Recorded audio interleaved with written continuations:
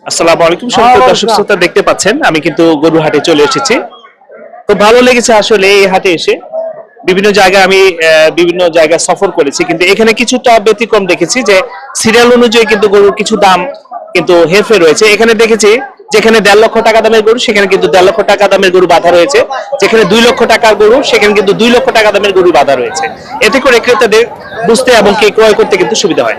আমি এক খামারি ভাইয়ের সঙ্গে কথা বলছি, উনি 2টা গরু নিয়ে এসেছেন। তো এটা কি দেশি গরু না বিদেশি গরু? দেশি গরু কেমন দাম চাচ্ছেন এবং কি কিভাবে লালন পালন করছেন, দাম কি ধরনের পাচ্ছি খাবার? 45-50 চাই। এটা দাম দর করার সুযোগ রয়েছে নাকি? হ্যাঁ, এটা দাঁত কয়টা বলতে পারবেন? এটা দাঁত দুইটা। 2 দাঁত না? আর ওইটা যেটা আছে ওইটা এটা দুইটা। দুইটাই 2 দাঁত করে না? তাহলে দাম চাচ্ছেন 40-45। তো এটা বিক্রি কেমন নিয়ত বিক্রি আছে? মনে করেন 40-35 দিলাম। 35 চিন্তা ভাবনা আছে। তো ঠিক আছে দর্শক, আপনারা আসবেন, এসে আমাদের হাটে এসে আপনার পছন্দের যে গরুটি রয়েছে এটি নেওয়ার জন্য আসবেন। দাম দর করে তারপর কিন্তু আপনি নিতে পারবেন। আমার কাছে খুব ভালো লেগেছে, দেশি গরু কিন্তু এগুলো দেশি গরু। আর এই হাটে আমি আরো একটা বিষয় লক্ষ্য করেছি, প্রচন্ড গরু কিন্তু উঠেছে। যে যে রেঞ্জে রয়েছেন সেই রেঞ্জের কিন্তু আপনি গরু কিনতে পারবেন।